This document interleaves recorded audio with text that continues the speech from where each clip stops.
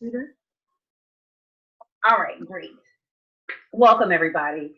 Welcome to the Metaphysical Bible Hangout. I am Reverend Sherry James, and I am Senior Minister for Understanding Principles Church.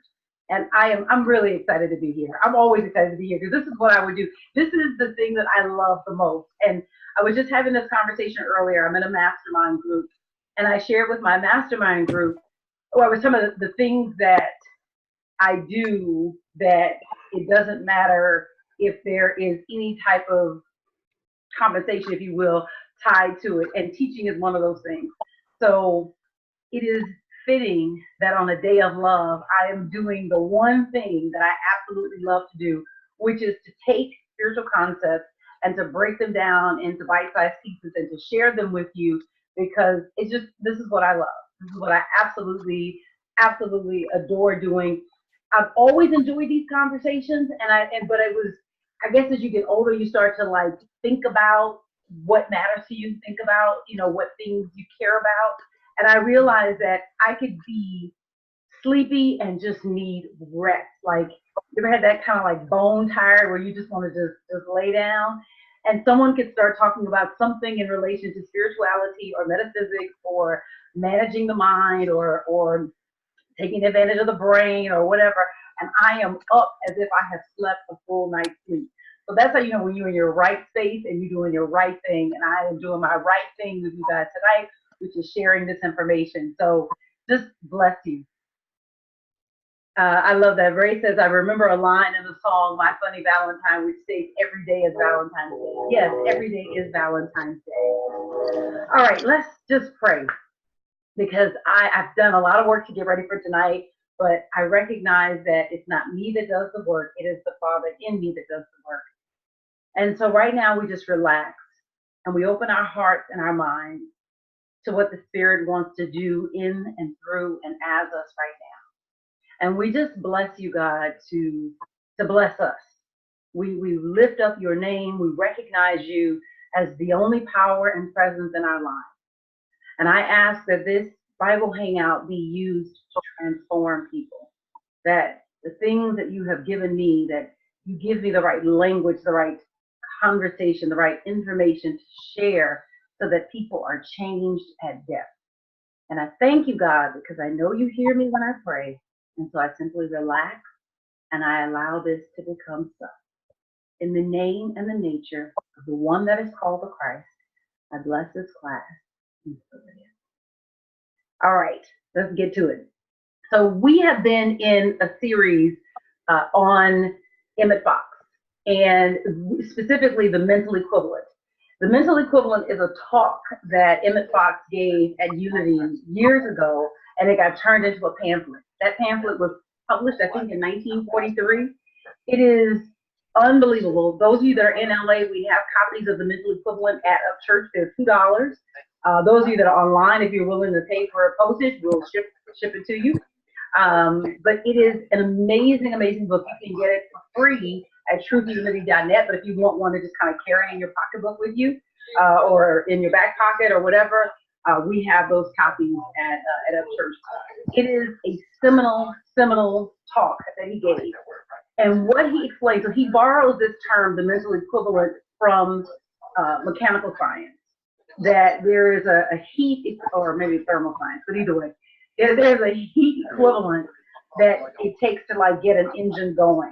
And so they always ask, what is the thermal equivalent in order to drive this car? What is the thermal equivalent in order to boil this water? What is the thermal equivalent? Like, what do you need to happen here to produce something there? So, and I think by trade, Emmet Fox was an engineer. So he brings this engineering understanding into metaphysics. And he says that for every physical expression, you need a mental equivalent. Without a mental equivalent, you don't get a physical expression. So underneath every physical expression is a mental equivalent. And the work of a metaphysician, and we're all metaphysicians, is to determine what mental equivalent is standing under this physical expression. And so that If there is a physical expression that I don't like, if I decide, you know what, I'm really not happy at the weight that I am, I would really like to weigh something different. I don't first start with a diet. I don't start with eating differently. I first go and deal with the mental equivalent. Why is this extra weight here in the first place? What is this about? Now, there are many different ways to do that type of mental activation, but the point is that to do it. So, and all of us have had experiences or witnessed experiences where we have seen someone try to change themselves physically. They didn't change anything mentally. And so the physical change was temporary. They didn't have anything to stand on. And so it lasted for as long as they could keep putting forth the effort. What we want to talk about tonight is the work that it takes to keep your mind changed. So we're on the last part. So in the beginning, we talked about what is a mental equivalent. Then we talked about the two poles of a mental equivalent, which are thinking and feeling, or what he calls thinking and interest. Like when you have feeling about something, you're interested in it. And so interest and curiosity is a way to drum up feeling for something. So if you are interested in wealth, then a way that you can drum up feeling for wealth is to research it and to read articles on it and to just get interested in it. And as you get interested in it, you will naturally create feeling around it. And you won't have to try. If every day you read something on creating wealth, and you said, no, every day I'm going to, 5 minutes, I'm going to either listen to a video, or I'm going to read an article on wealth, or I'm going to journal about wealth, but I'm going to do for 5 minutes every day. What would happen over time, because there's the compound effect of small habits, what would happen over time is you would begin to develop a feeling for wealth. And when you develop a feeling, you essentially have magnetized yourself, because you're magnetized according to your feeling. So that's what we talked about in week 2. Someone needs to mute. Okay, let me mute everybody. Hang on. Thanks, Kenisha, for bringing that to my attention. Mute all. And okay, great. Awesome. Okay, so the third piece is that we talked about then, how do you build a mental equivalent? And so last week I gave you guys a very specific exercise to do, preferably in the morning, but honestly anytime during the day, where you sit down with your goals, you write them out, get really, really clear on what do I want? What do I want? What matters to me? What's important to me?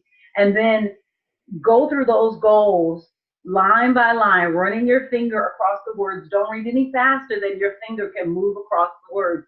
There's something specific that you're doing here. What you're doing is what's called a close reading. You are giving yourself time for the words to seep into you and to come alive in you. When we read things too fast, I don't know if you do this, I know that I do. Sometimes I'll be reading a book and my eyes will scan ahead almost like a lightning fast. And sometimes I'll miss things because I'll be moving through the text so fast. So the reason I'm telling you to use your finger is to slow yourself down and to basically do a close reading so that the information can seep into you. What the body feels is irresistible to the soul to express. That's a Myrtle Fillmore quote. What the body feels is irresistible to the soul to express.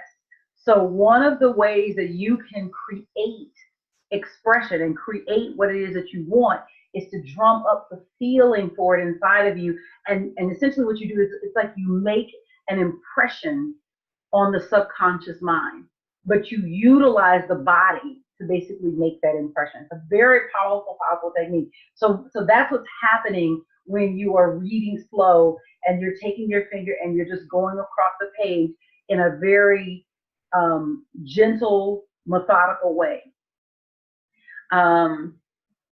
Yes, Alita says close reading. Yes, that's exactly what I mean. Close, C-L-O-S-E, close reading. So, great. Okay. So yes, let me know if anybody, anybody else needs to be muted. I will try to keep an eye on that. I think it might be time, God, for a tech person calling that in.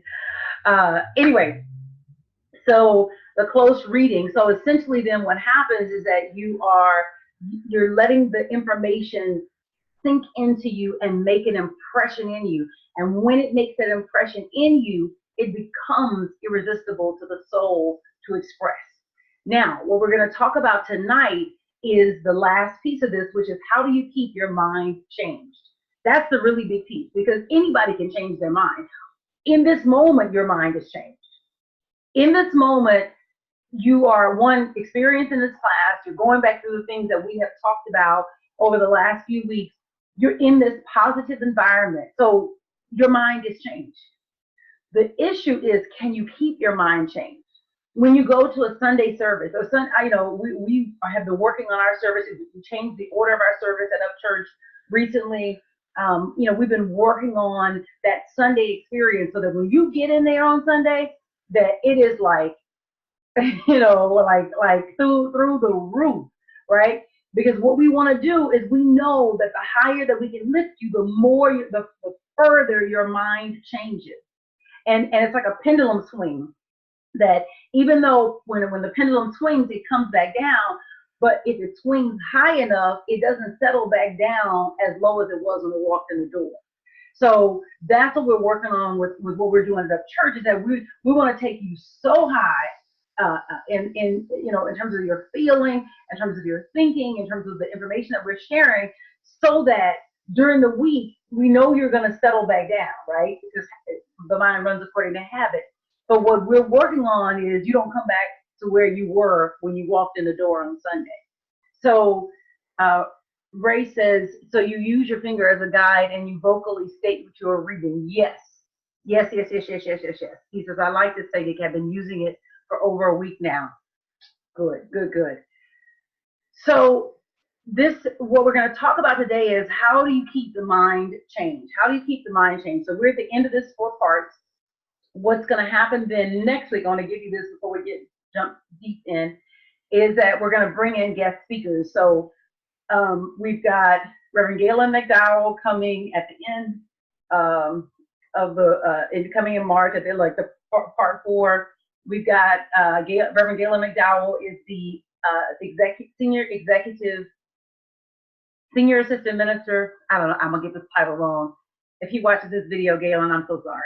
I don't have his title right, but he is the second under Derek, basically. He's Derek's second. He's coming at the end of the month in March. Then right before him is Reverend Rowena Beck. Some of you may or may not know who she is. She is out of Atlanta. Her church is Rise Atlanta.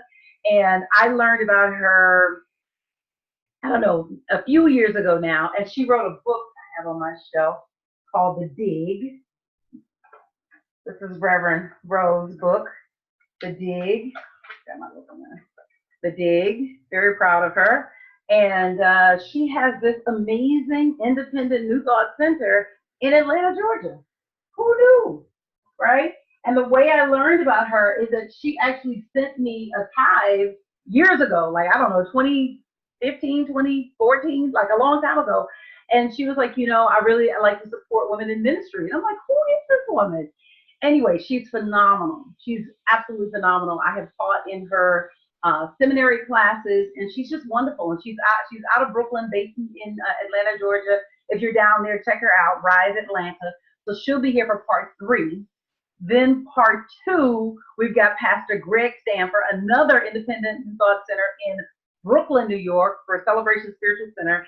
And then next week for part 1 will be my assistant minister, my ace boon, Reverend Cherie Thompson. So we'll do this workshop style, and the whole focus of this next 4 weeks is to now take this information and apply it. Like, how do we put this together in your life? I've been giving you little pieces, but we're really going to workshop it. I thank you, Jack. Jack says, Senior Assistant Minister and Executive Minister. Thank you. Yes. Thank you guys. So, Galen, you got some fans here, and they're correcting me. So, Anyway, so they will be here to share with you their talents. And so we're going to do this workshop style. I will record, but I'm not sure that I'm going to post on YouTube. So I'm saying this now. I will record, but I'm not certain, because the thing is that what happens in a workshop style is you end up sharing personal information. So we got to figure out that piece of it. And I want this to be super helpful. So those of you that are watching on YouTube right now, if you don't attend live, I'm going to encourage you for the next 4 weeks to like organize your schedule to hang out with us live on those 4 Thursdays. Okay, let's get in it. So Reverend Della used to say this all the time, and Ray, you know this. She would say, sometimes you have to go through stuff to get to your stuff.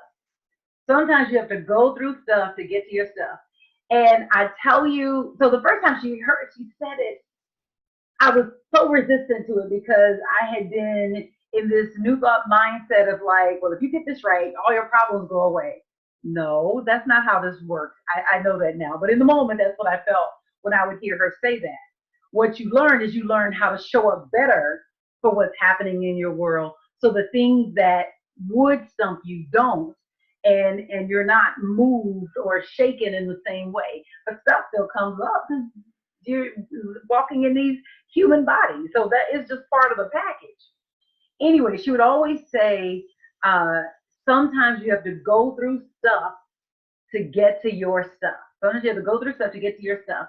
And so that's what this lesson is about. Now, I want you to get personal results, because this is, if I'm not helping you be better, this is like a waste of time, quite honestly. Right? So this is, I want to give you something that's helpful. So what your feedback is really, really, really important, but also know that my intention is not to leave you in the cocoon. My intention is I don't have a pickaxe. I got a pickaxe, and some cocoons are coming off tonight. And I hope it is yours. I hope it is yours. What I know for sure is that you have unique gifts and talents. There's no one put together, even if you're a twin. BJ was talking about being a twin earlier. Even if you're a twin, the gifts and talents that you have wouldn't even be the same as your twin, even if you had an identical twin. So there are unique gifts and talents that are wrapped up inside of you, which means that you can do something that no one else can do. Many people can sing, but there was only one Whitney Houston. Many people can dance, but there was only one Michael Jackson. Many people can play tennis, but there's only one Serena Williams. Many people can golf, but there's only one Tiger Woods.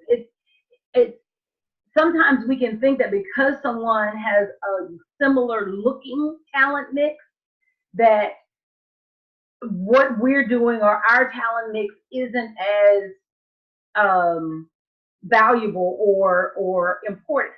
And nothing could be further from the truth, right? Nothing could be further from the truth.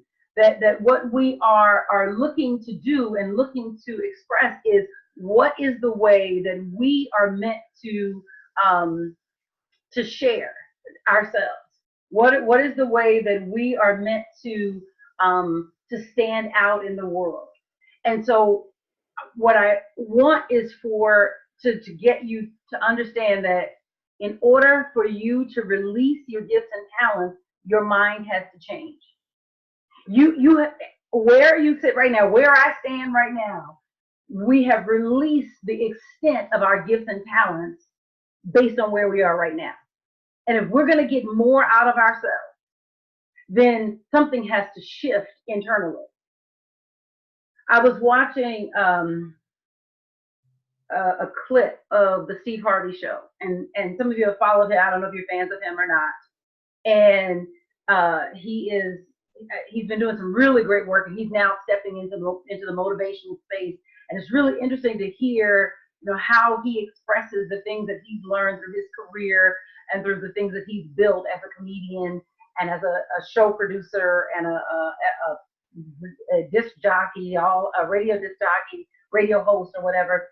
And he was in this clip, he was having a conversation with Monique and talking to her about forgiveness and making amends and doing things the right way.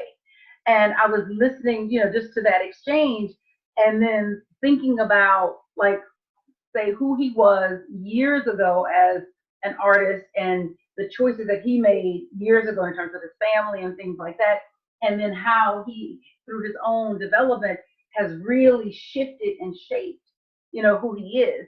And one of the things that he said in a video, and I thought this was powerful, as he was talking about the different things that he read, that what probably doesn't come across because he intentionally misuses the English language is how much of a reader he is.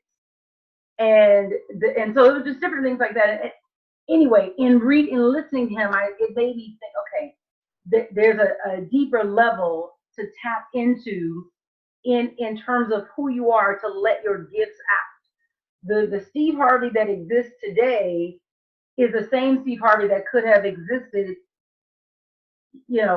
years ago, but only what he had developed himself to be able to do could come out into expression. And that I pay attention to that. I have a good friend who is a talent manager and manages one of the biggest comedians in the world. And one of the things he said to me, so he has his best friend who he grew up with in LA is also a comedian. And he was saying that, this person really is like the Michael Jordan of comedy, speaking of his best friend. He really is like the Michael Jordan of comedy. He said, but the difference between him and this other person who he also manages, who is like, number one comic in the world today, is that the number one comic in the world, he studies himself. That after he'll do a set, he'll go sit down with the videotape and watch the videotape and make slight tweaks to the way that he communicates. And he said, and that's the difference between him and my best friend, who I know what this guy has in him. He is absolutely got the skill set to be the Michael Jordan of comedy. And when you think about Michael Jordan, but he won't watch himself. He won't study himself.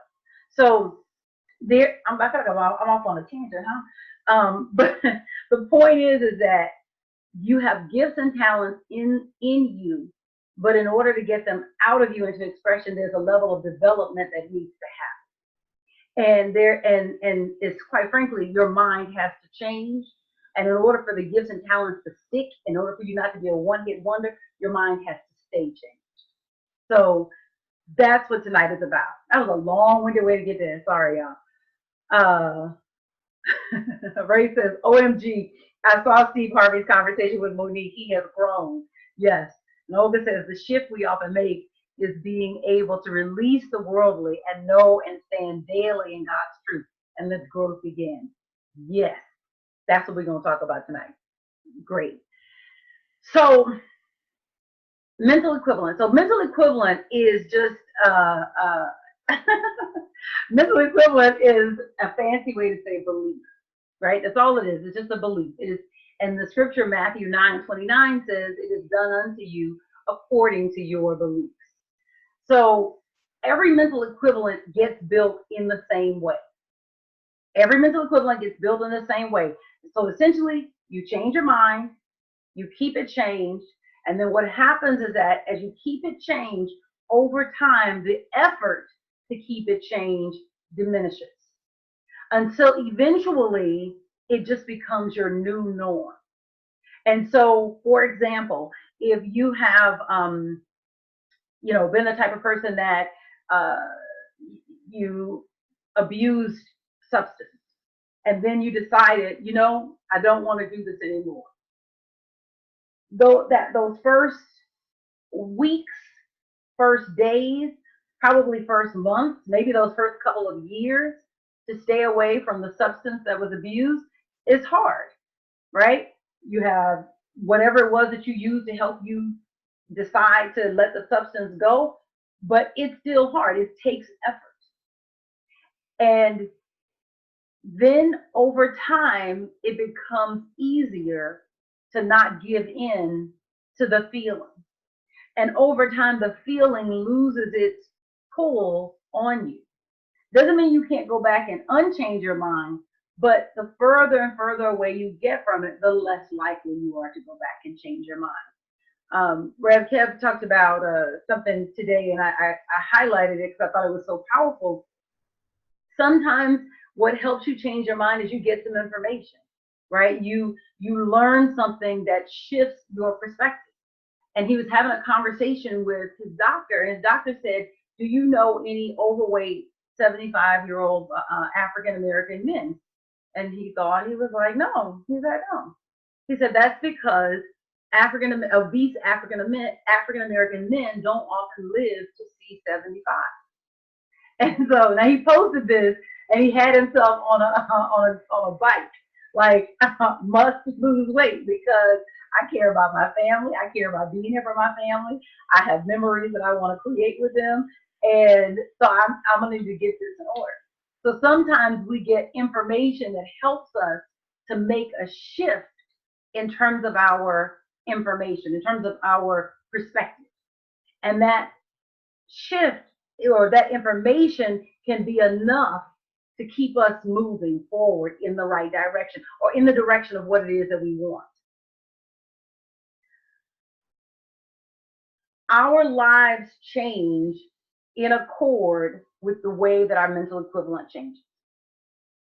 Every change and every permanent change that you experience in your life, whether it's in terms of health or your wealth or your happiness or whatever, it is because your mental equivalent changes.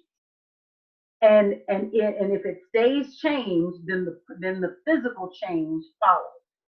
The physical change does not lead. You say that. The physical change does not lead. It is the mental change that leads.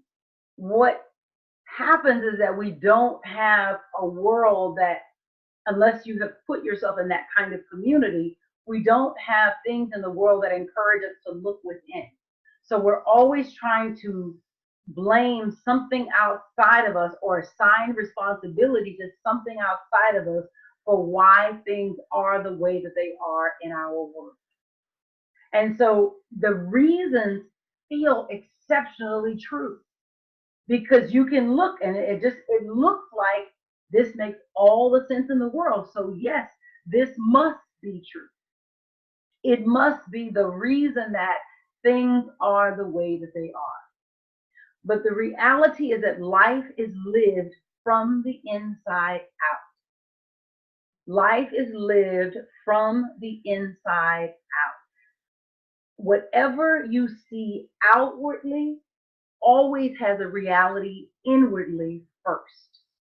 And if you want to change the reality outside of you, then your attention belongs on the reality that's happening inside of you. And to do the reverse is to simply be the dog that chases his tail. And you've seen this. It's so easy to see this in other people. Trust me, it's much easier to see it in other people. You will have someone who will be in a relationship. The relationship is completely toxic, just not a good idea all the way around. The person is always in tears, never feels good about themselves, never feels appreciated or seen. And they tell their friends about it. And the friends say, "Well, why don't you just leave? This isn't good for you. This isn't healthy for you." And the person always comes up with a reason why they are willing to stay in a toxic environment. Mental equivalents are so powerful that they will keep you in a situation where you are potentially being harmed because the mental equivalent has not shifted. Now, once the mental equivalent shifts, all the flowers in the world can't make that relationship work. All the "I'm sorry's" in the world can't turn that around. It is the mental equivalent that makes it so. If you want to change someone's mental equivalent, right? Let's say you have a family member, you have a child that you are working with. This is some of the stuff I'm going to talk about in the class that I'm going to be releasing soon, but I want to share it here now. What you must first do is change what they're paying attention to. And parents, we have the most influence in terms of our children, to change the inputs. What is the input? What's the information that's going in? And to be as mindful as possible. We don't get to control how they perceive the information because we just don't, you know, we absolutely don't. I mean, how many of us grew up in the same household where we have two totally different perspectives on our parents? So we don't have that type of control. But what we can do is to stack the deck in our favor. And so as much positive input as we can stick in there, the better. And the same goes for you. That if there's an area where you feel like you are just not getting your best experience, then what you want to begin to do is to change the input, change what you're noticing in the beginning. Oh, good. Phyllis says, my new course started this week, and the first thing we have to do is start having a mental shift. So this will help me build upon that foundation. Good, good, good.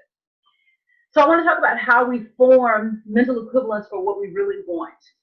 How do we form mental equivalence for what we really want? So it would probably help to let you know that mental equivalents start as ideas that you care about. Mental equivalents begin as ideas that you care about. So if you look at the life of Moses, Moses actually doesn't speak until he's an adult. So we see him, he is born and hidden, and then he is raised in Pharaoh's castle or kingdom or whatever, and then palace, that's what I was looking for. He's raised in Pharaoh's palace, and then the first time we hear him speak is when he is stopping an Egyptian from beating a Hebrew. And he, these are his people, and he feels like this is wrong and this should not be. And he kills the Egyptian and then he buries him in the sand. So this is the first act that we get of him as a young adult. And so what we have is this understanding that he really cares about justice. He really cares about right and wrong. And this unjust act is enough for him to take action and for him to do something about it. He's not just going to talk about it, he's going to be about it. Then the second thing that we see him do in the scripture, I think it says the next day, we see him witness an argument between two Hebrews. And he's interested, we shouldn't be fighting among ourselves, is kind of the gist of the conversation, right? That this is not right. Again, he cares about what's right. He cares about right and wrong. He cares about ethics, about justice. And so they ask him, who are you to judge us? We saw you kill that dude yesterday. Of course, that scares him and he flees into the Midian desert. Remember what I said, mental equivalents begin as ideas that you play with in your mind. They're the ones that you care about above others. In the Midian desert, we don't get a lot of detail in the story, so we have to piece it together from our understanding of how consciousness works, right? Nothing just happens overnight. Everything happens incrementally, just like it does in your life. So what is happening with Moses is that this idea of justice is still growing inside of him.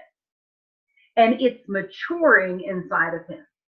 And it reaches a point that where he describes it, that it is like this bush that I cannot stop looking at, right? I can't turn away. And I recognize that there must be something special about it. He takes his shoes off, stands on holy ground. It is like this bush that burns, but it's never consumed. And I don't know if you have anything like that in your life where it is like the bush that burns, but it's never consumed. It just won't let you go. I know for me, the teaching is like that.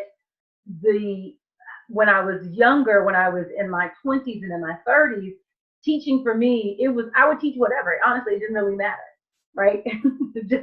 I would teach the phone book if I had to, but I would really teach anything. So even in entertainment, when I was supposed to be busy trying to get movies produced, I was busy putting on workshops to teach people how to do movies. because my bush that's burning is teaching, right? It's the need. There's something in me that needs to teach. And I remember the first time that I realized I was standing on holy ground. I was working at a company called Donor Services Group in Los Angeles. It's a tele-fundraising company. And I was managing their mid-range division. So we were the set of callers that we reached out to donors that were in the $500 to like say $5,000 range. And we were looking for people who had potential to be bigger donors. And I had the responsibility of training one of the calling teams, and it was for an organization that was not an organization I would advocate for on any level ever. It was the I won't say that, but it was a very conservative, right-wing organization. And this was one of the clients that we were managing, and so I had the responsibility of teaching them, giving them the talking points, all of this. And I remember at the end of the experience, the high that I felt from teaching them. And I remember saying to Reverend Cherie, I don't know what I'm going to do next. I know I had to get a job. I don't know what I'm going to do next, but I know it's going to have to involve teaching in some way. So the mental equivalents begin as ideas that you play with, but there comes a point where you realize that this idea is your sacred thing to do. Let me know if this is landing with you, because I want to make sure this is clear. That because we're talking about building the mental equivalent for getting your gifts out into expression. I mean, yes, I want you to have love in your life. I want you to have all of those things, but I most want you to express your gift, right? Because that's when you feel that sense of peace. That's when you feel that sense of everything is right with the world, right? So I'm interested in that. So we're talking about the mental equivalent for what you really want, which is your gifts and talents and expression. And there comes a point where you have been playing with an idea long enough that you see the idea differently and you realize you're standing on holy ground. And this is what's happening with Moses, that he's been playing with this idea of justice. It's been rolling around in his mind, and he's been thinking about what's right and what's wrong. And it reaches a fever pitch in his soul where it is like this and not that. And I can do all these other things in the world, but this is my thing, right? And so for him, that was justice. And what he feels is that I've got to do something about the injustice that is happening in Egypt.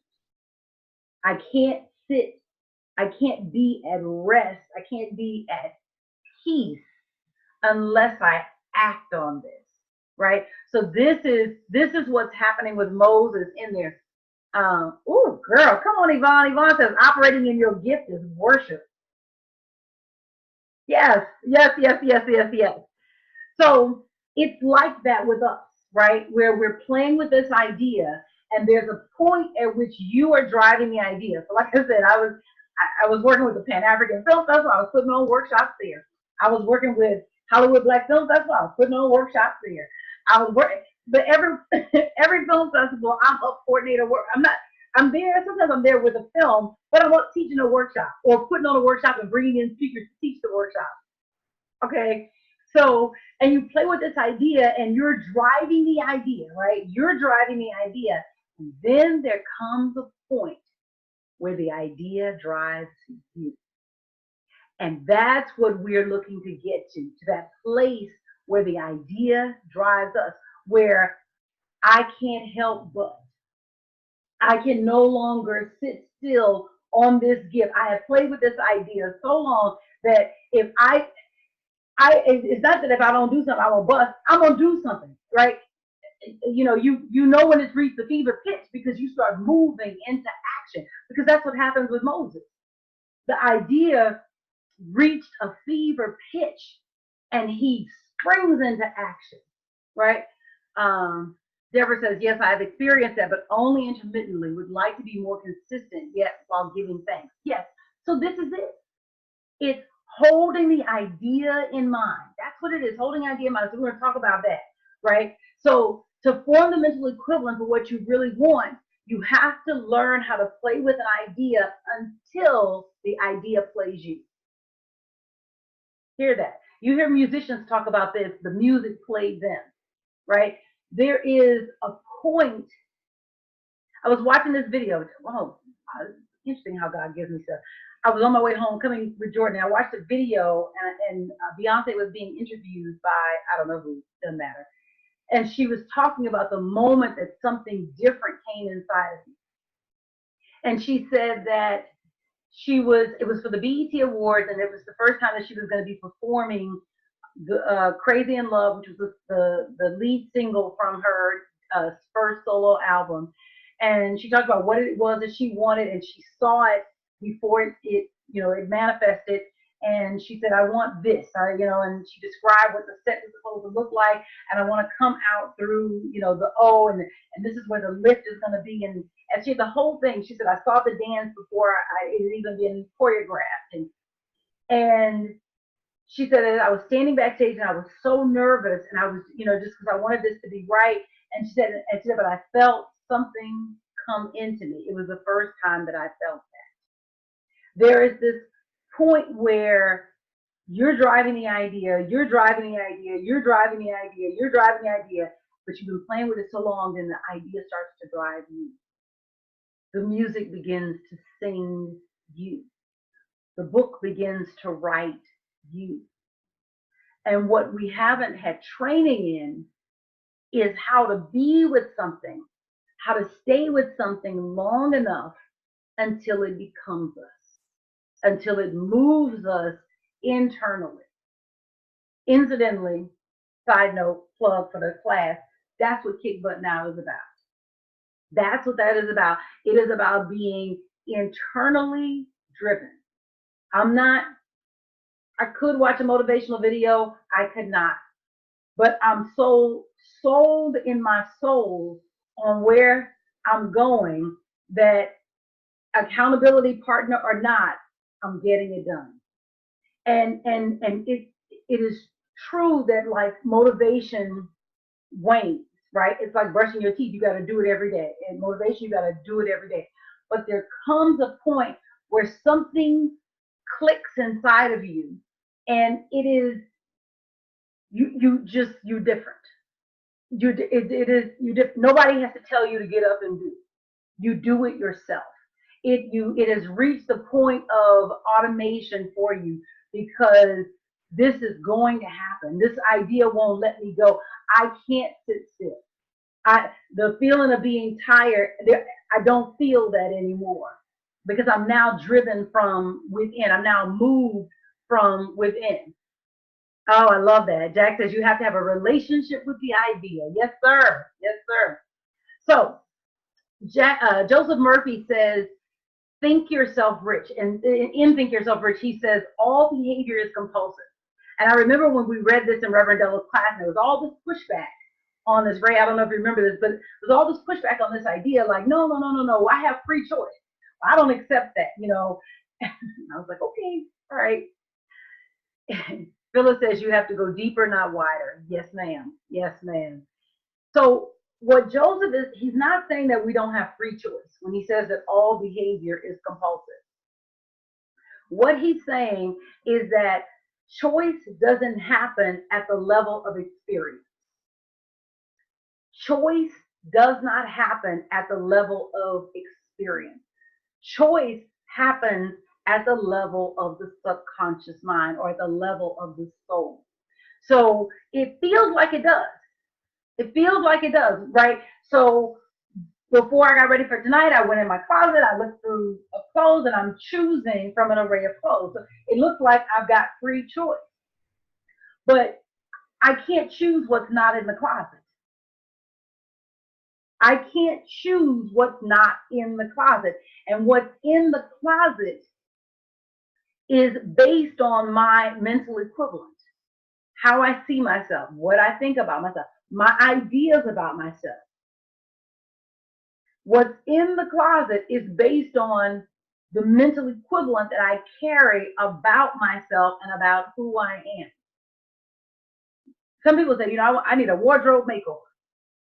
That wardrobe makeover is never going to happen unless they get a new idea about themselves. Because even if they got new, It's downstairs, baby. Go downstairs and get it. Even if they got new clothes that look different from the old clothes, if the mental equivalent doesn't change, they will style the new clothes in such a way that they look just like the old clothes. You have to change the mental equivalent. You have to shift the mental paradigm that you are carrying in your mind about who you are and what you're about. And when that changes, everything around you changes. Your whole idea of yourself changes. So the ideas that play us become our experiences, period. That's it, right? They determine our choices. So it isn't that you don't have free choice, you just haven't been taught the level at which choice actually happens. Choice happens at the level of the subconscious mind or at the level of the soul. And so what you need then is an understanding of how to change the soul, how to change the positioning of the soul so that what you get outside of you is more in alignment with what you want. Now, the positioning of the soul is influenced by or shaped by all of the things that are inputs for you.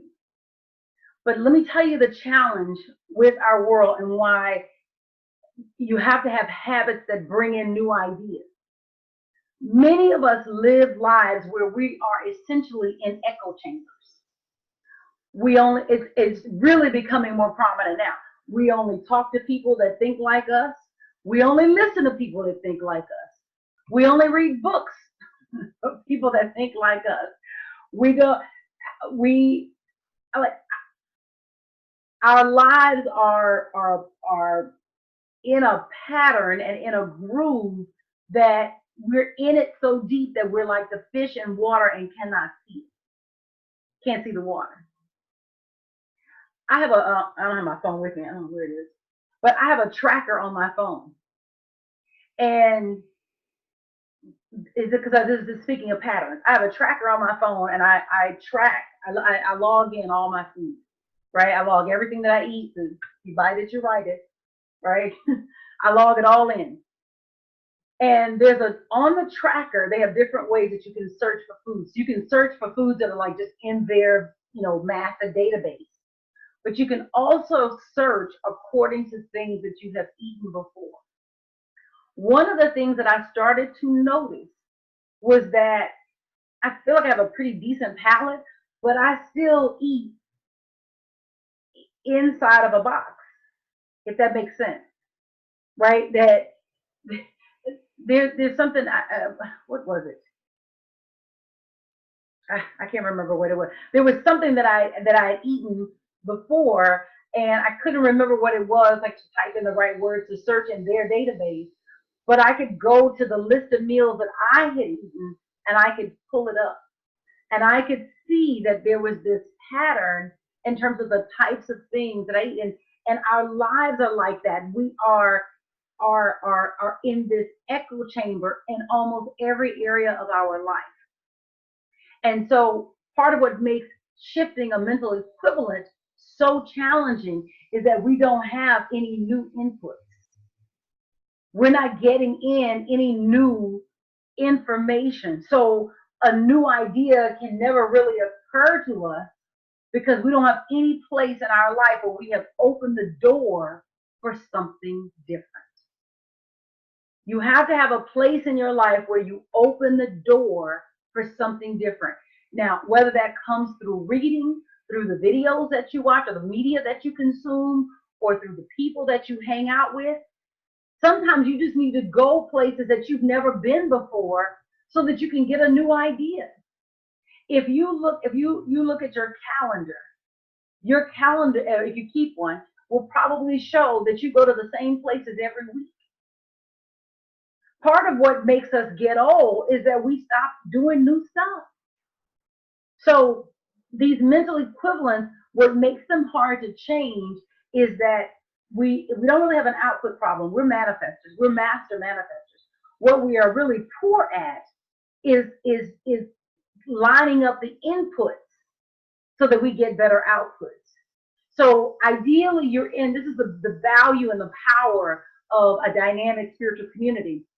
Ideally, you're in a spiritual community where people are where the status quo is introducing new ideas and new things, right? That's the power of a spiritual community, is that you are with a group of people who are each striving for something higher. And so just by the interaction with someone who is striving for something higher, it ends up rubbing off on you.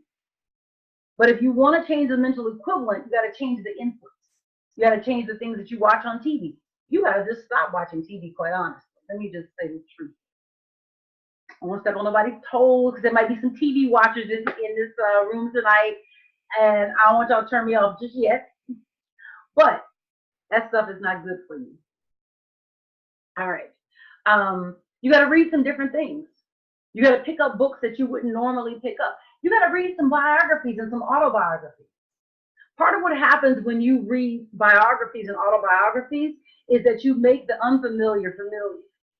So if you say, you know what, every year I'm going to read a new biography on a wealthy person, just by reading their biography and really tapping into their humanity will collapse the mental distance between you and wealth.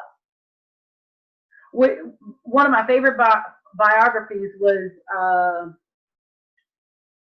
think it was called Rockefeller, but it was about Rockefeller Sr. One, it was phenomenal, right? Just absolutely phenomenal. But the best part about it is that you got to see, I think the biographer did a great job on just exposing his humanity and exposing who he was as a, meaning in all of what was good and what was not good. You know, the Ron Chernow, who wrote it, who also wrote the biography that inspired Hamilton, said, I wanted to, if you came looking for a book that is his cheerleader, you're going to be disappointed. And if you came looking for a book that was going to bash him, you're going to be disappointed. That I tried to write a book that gave as balanced a view as possible for you to just see this man with all of the mistakes that he made, all of the choices that he made that, you know, may not have been for the highest good of everyone concerned, and then some of the really noble and amazing things that he did. So it's really, really powerful. But when you read that information, it collapses the distance between you and that kind of wealth. And that's all you're trying to do anyway, that you accept the things and bring into your life the things that feel familiar. Phyllis says, we stop being young at heart and hang out with who society says is our companion.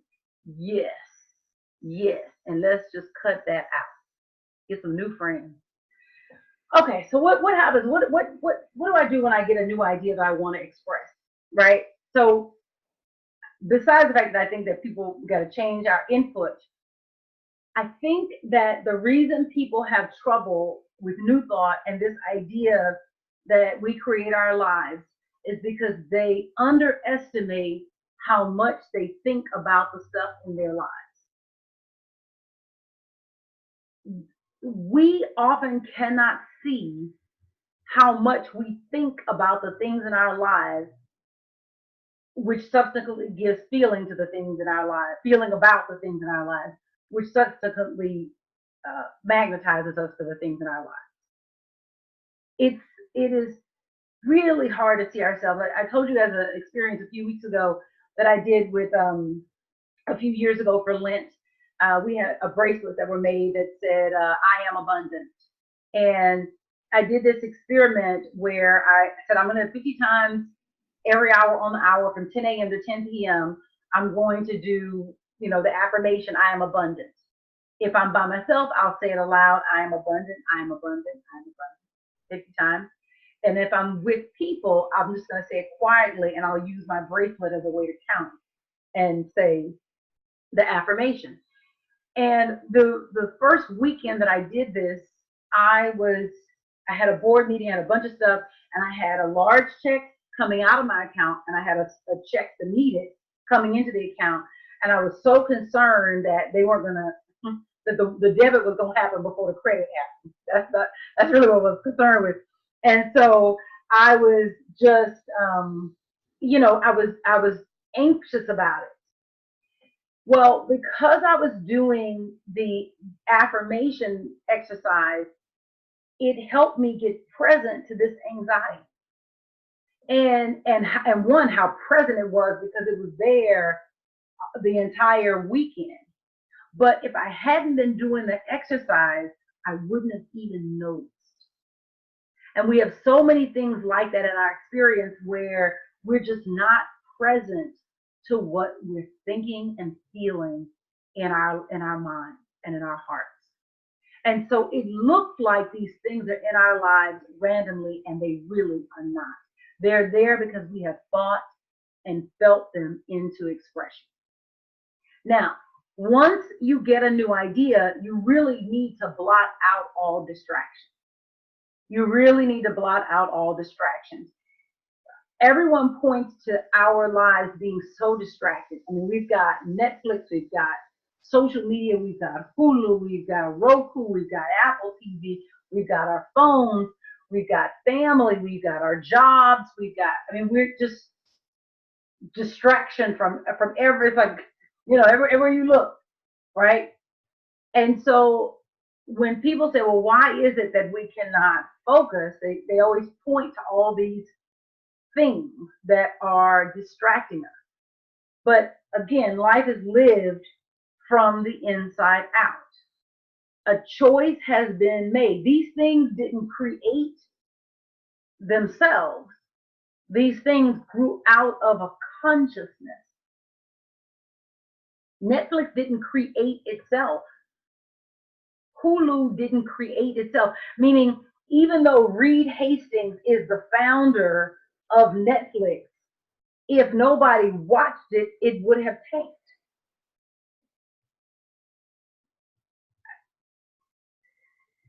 Even though Steve Jobs and his team is the brain or the brains behind the Apple products that we all love, if nobody bought them, it would have tanked.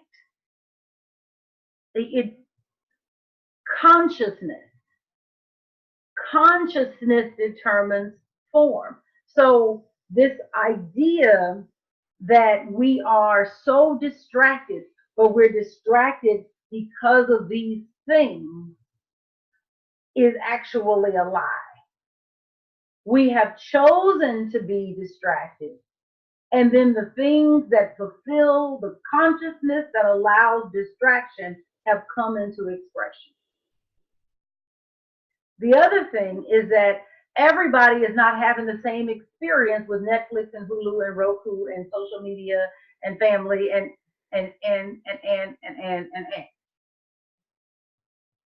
Some people, even in the midst of this, whatever this is, politics, all of this, some in the midst of all of this, they're getting their unique gifts and talents out into expression.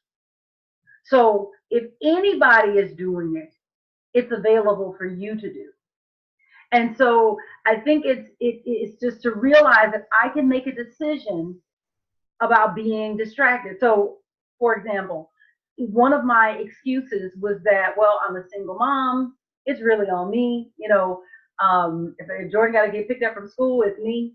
One of the things I'll be juggling this weekend is he's got to get to track practice, and I have a retreat at a church, right? That used to be one of my excuses. And then I realized that, this could continue being your excuse, or you could do something about it. And so it was at that point that I said, you know what, I'm going to become 100 with his bedtime. And so I said, I'm going to put him in bed at 8 o'clock, period. I mean, he sleep by 8 o'clock, period. And then I'm going to sit down after putting him in bed. I'm going to get my work done. And then I, struggle with that. And I said, no, make the decision. And I said, okay, in order to get him in bed for 8, I've got to start the routine at 7 p.m. And so I actually put a tracker on my phone and I'm tracking, did I start the bedtime routine at 7 p.m.? Because if I start at 7 p.m., it's lights out at 8 for sure. I'm not, there's no, I've got grace almost if I start the routine at 7 p.m. The point is that there is no such thing as I'm stretched too thin. The only thing that you can say is I have allotted time in a way that I'm not 100% happy with. And today I can make a new decision. We have the ability to blot out all distractions. He gets his time. I spend time with him. We do story time. We look up videos. We look up if we're reading, because this is his favorite thing, is that we read about sea creatures and we have to look up them and watch YouTube videos on all the sea creatures. But from 7 to 8, there's more than enough time to get it in. All right. You got to play with your subconscious mind the way that your subconscious mind works. This is the piece that, if you get nothing else, I want you to get this. So your subconscious mind is the gatekeeper to your experience. When you see someone unable to change their behavior, what it means is that they have not been able to change their subconscious mind. They have not been able to change the mental equivalent, the beliefs that are in their subconscious mind. That's what's happening, right? So the ideas that have lodged themselves in the subconscious mind, they can be challenging to release, but only if you just don't know what to do. So you have two phases of mind, and I call them phases of mind because in actuality you have no mind. You are a point of awareness in the mind of God, but that's another conversation. You have two phases of mind. You have a conscious phase of mind, which is that you're thinking, it's rational, right? This is the part of us that's engaging right here. And then you have your subconscious phase of mind, which is your deeper mind. It is estimated that of your mind capacity, if you will, 10% is conscious, and 90% is subconscious. So your subconscious mind is the larger. It controls all of your the things that are automatic, breathing, blinking your eyes, fluids moving through your body, all of that, breathing. Besides your hopes, your dreams, your emotions, your fears, all of those things are part of your subconscious phase of mind. Now, what happens when you are changing your mind? One of the characteristics of the subconscious mind is that it likes to be at peace. The subconscious mind likes to be at peace. It is always in an equilibrium. And it resists new ideas because new ideas disturb the equilibrium. You are essentially, every time you introduce a new idea, you are essentially upsetting the apple cart. That's what's happening. And so when the new idea comes in, it's a flipper. It flips you around. And the degree to which you are unfamiliar with it is the degree to which you push back. Now I don't want to hear that. No. Like that. But you are not without hope, because the way that you get an idea through is persistence and creativity. Persistence and creativity. So I like to think of changing my subconscious mind as a game. I love this idea of gamifying the process of changing my subconscious mind. So you've got to understand how the subconscious mind is educated. So the conscious mind is educated through reading, writing, observation, conversation, engagement. These are ways that the conscious mind is educated. The subconscious mind is educated in one way only, and that is repetition.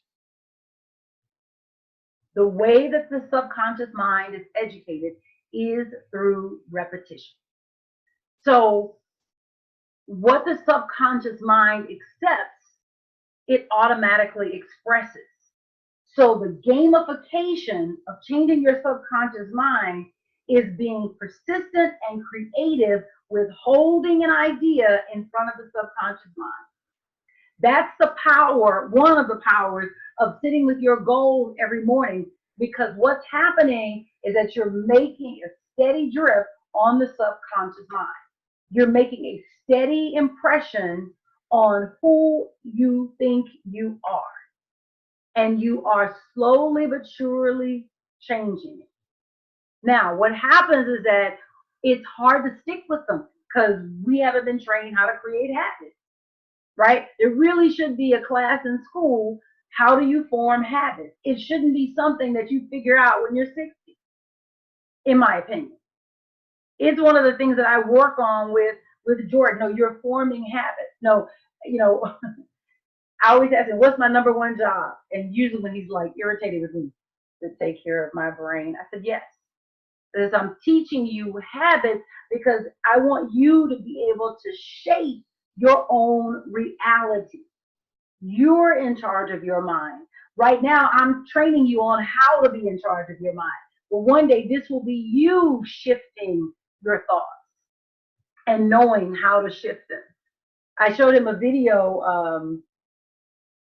Oh gosh, we did the first day of track practice, and the video is of Usain Bolt, and he's running to school, and he's got an affirmation running in his head. And I said, see, Jordan, that's like what we do in the mirror before we leave for school in the morning. So see how he has his affirmation? You have your affirmations too. And it was a beautiful video, but it was him affirming who he was and his ability to be fast and his ability to outrun other people and his ability to demonstrate the way that he is now as an adult male, where he gets to be fastest man in the world, right? Repetition is the way that you educate the subconscious mind. So now, here's the thing. I don't want you to think that, because I've explained it in a way that makes it very simple, and it actually is very simple. You just hold up the same idea in front of the mind over and over and over again, and over time, the mind latches on to the idea. You blot out all distractions, cut down on distractions as much as you can, and that's it. That really is it. That's the nuts and the bolts of all of New Thought right there. Hold an idea in mind. Get creative with the way that you put it in front of the subconscious mind. Use music, use dance, use writing, use worship, use praise. That's it. That's it. That's it. That's every sermon you hear is some version of that. But let me tell you what happens with these distractions. Because it's, well, you'll see. So in 2008, we moved into our current location where we are right now at First Movement. And before then, we had been in ballrooms for the life of the church. When I started going to Up Church, we were having service at the Nico, which is now the SLS Bazaar.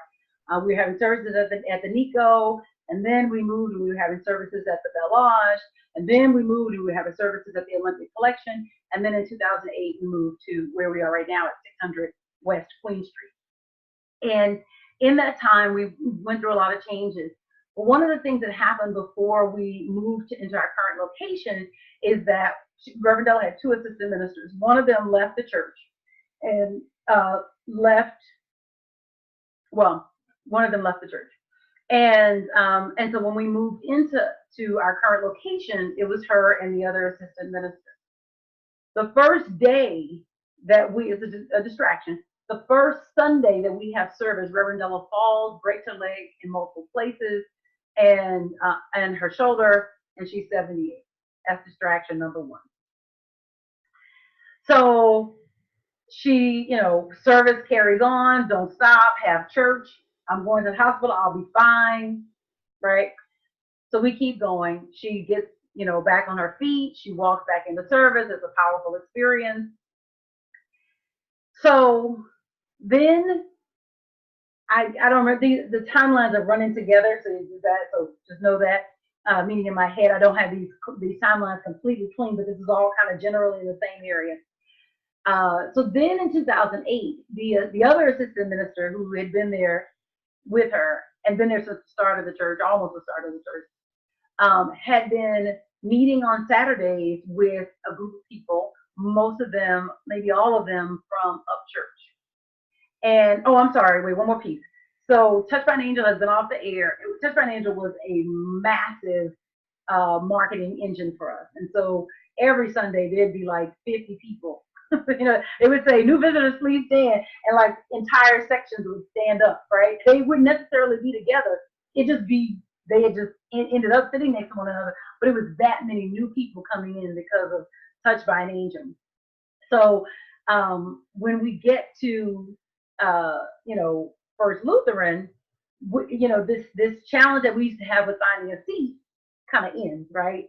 And so we've been off the air. Touched by an Angel has been off the air for maybe 4 years, and so the crowds are dwindling down, right? So we went from hundreds and hundreds of people on the Sunday, can't get a seat, got to get there early to get a seat, to like just over 100 people. So this assistant minister is having service or whatever, meeting with his group, and then he announces that they're going to organize as a church.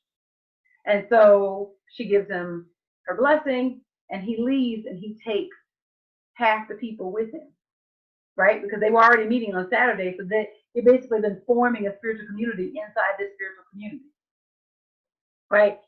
There's a few distractions there, right? And so, the thing that was powerful about watching Reverend Della through this experience was that she continued to show up. She continued to show up. She would come, she wrote her sermons out longhand, and she would come with these pages of sermons that she had prepared meticulously. She showed up as if she were preaching to thousands, right? Even though it was just under 100 people there. And I got to see what real commitment looks like, what it really looks like to say this and not that, and to continue putting one foot in front of the other. So then the other thing that happened is that the church administrator, honestly, I don't know what happened with him, but he got upset, got mad at her, left and stole the church records, and filed a claim with whomever, whatever board or whatever, saying that he didn't get paid for vacation. But because the church files had been taken, there wasn't and because he had been doing his own payroll, the vacation was never logged with the payroll company. So it looked like he had never gotten vacation. And I don't know if you know this, or you probably do, but when you leave a job, if for all the vacation that you have approved that you haven't used, they have to pay you that money. And so he basically sued to the tune of like $25,000. Distraction, right? Big distraction. And so all of this is happening, right? And it's just one thing after the other, and she still continued to show up. The thing about a good distraction is that it will make you prove that what you say you want is really what you want. And it will make you dig deep. So even in the midst of all of this happening, she approaches me in March 2009. Nobody knows this is just, I'm aware of this, March 2009, and asks me to be her assistant minister. And I say, sure, not having any clue about what it meant to be an assistant minister. Absolutely, I got you. And so she starts training me. Shortly after that happens, another person ends up going, another former employee, hasn't been with the church for a long time, but was an employee at one point, goes to the National Enquirer with a story about Reverend Della being stopped in the airport with weed. This is before weed was legalized. Distractions make you prove and reprove that what you say you want is what you really, really want. Because at any point, she could have said, I have nothing else to prove. I have Grammys, I have NAACP Image Awards, I have Emmy nominations, I have earned at the top of the pay scale for someone on TV. I've headlined a #1 show on TV for almost a decade. I have nothing else to prove. When you are going for something, the distractions that come up will make you prove that you really want what you say you want. And so this is why you have to really decide what is important to me. Because if it's not important to you, then any one of the distractions that come along will knock you off your game and will push you back. One of the members of the church who is a fan of the church, fan of Reverend Della, was a reality television producer and wanted to do a television show around the turnover of Up Church from Reverend Della to me. And in the sizzle reel that she built, she, told the story of like the church, basically at one point having hundreds and hundreds and hundreds of people on a Sunday, and now, we're just under 100 people. And she took that to Reverend Della because, with TV, you want to build this underdog story. So she's painting this picture of the church being on the brink, coming back from the brink of destruction, the hopes and dreams of keeping this legacy alive. And so she takes the sizzle reel to Reverend Della, and Reverend Della is furious. And she flat out rejects this idea of church, meaning characterizing the church in this way.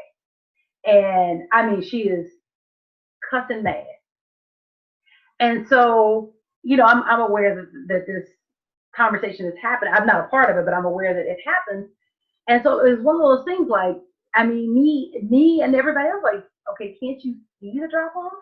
Like, you don't go from like, can't find a seat on a Sunday to like bare benches and not notice it, right? So that was what I thought then. And then, you grow. Today, I see that experience in an entirely different light. An entirely different light. Reverend Della knew that you do not get what you really want by paying attention to what you do not have. You do not get what you really want by paying attention to what you do not have.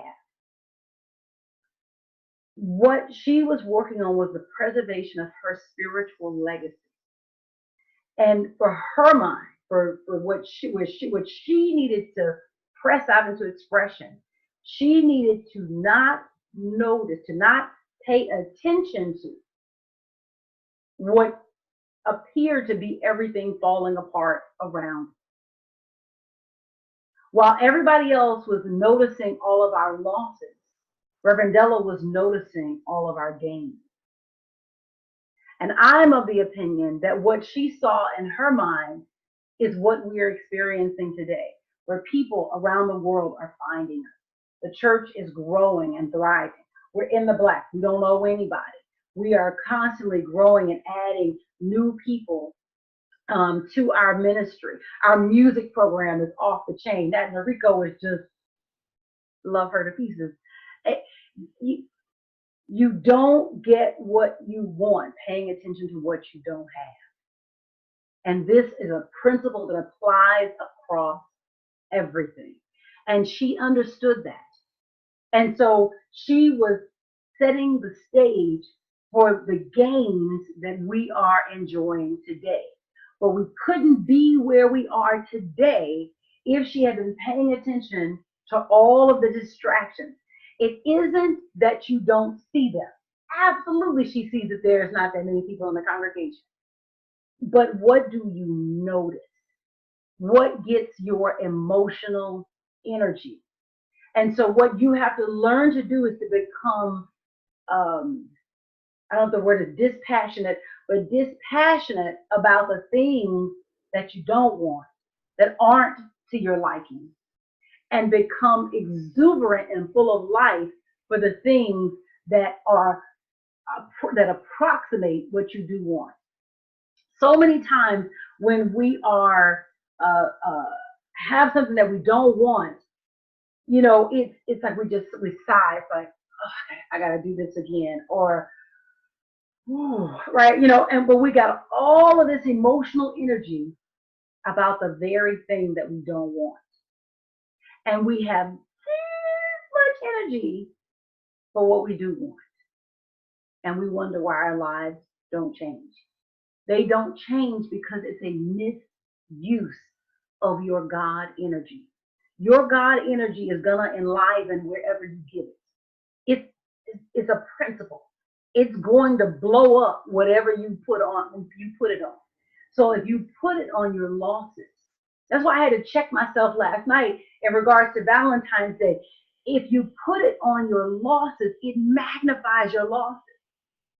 And so I had to sit in the feeling of feeling like I don't have and transform the feeling of not having into having.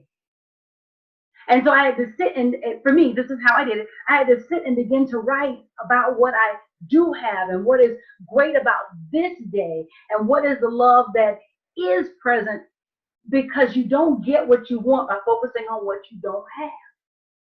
You've got to take all of that God energy and just slam it behind what it is that you do want. And all the things that you don't want, it's like, yeah, I see you. Completely indifferent to it. It would be as if you are passing a piece of trash on the freeway. How much trash is on the freeway? They need to get out here and clean up these freeways anyway. You become indifferent to the things that you don't want. If they don't take your emotional power, because if they get your emotional power, they are headed for your experience. And so these jobs that you no longer want to be on, stop sighing about them. Stop feeling frustrated by them. Become indifferent to them. Do the work because you need the check. Do the work. Go in, do the best work you can do. Become indifferent to the job and become excited about what you are creating and what you are bringing forth that's going to eliminate the need for a job in the first place. So that's our conversation tonight. Changing your mind is actually easy. It really is. Our minds are changed tonight in this moment right now. The work is keeping them changed. And so the reason that you have to choose something that's worth it, like what do you really want for 2019? What do you really, really, really, really, really, really want for 2019? Because when the distractions come up, they touch your potential pain points. They touch the things that you care about. Now, Reverend Della is proof that you can walk and everything can fall down beside you and it will not touch you. She lived that. She proved that in her experience. We exist today because she demonstrated that. Now it's your turn. Question. Ray says, yes, Reverend Della was the prime example of spiritual strength. I always admired her adherence to truth. Yes. She was power personified. She was power personified. Yes, Phyllis. Psalm 91. Yes. Yes. Any other questions?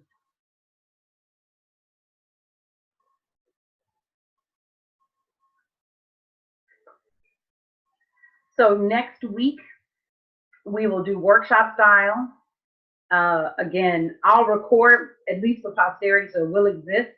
But I want you guys to be able to share and feel safe to share.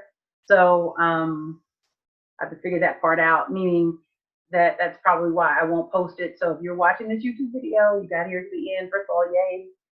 Second of all, subscribe down below. But come live next week because this video may not show up on YouTube. So any other questions? Any other questions before we check out tonight? So the thing to get ready for next week is to go back and reread part 1. Go back and reread part 1, which is that introduction to the mental equivalent. Go back and reread part 1. All right. Thank you so much. If there are no questions, Yvonne says, I'll be flying back from LA next week. Oh, no. Oh, oh, wow.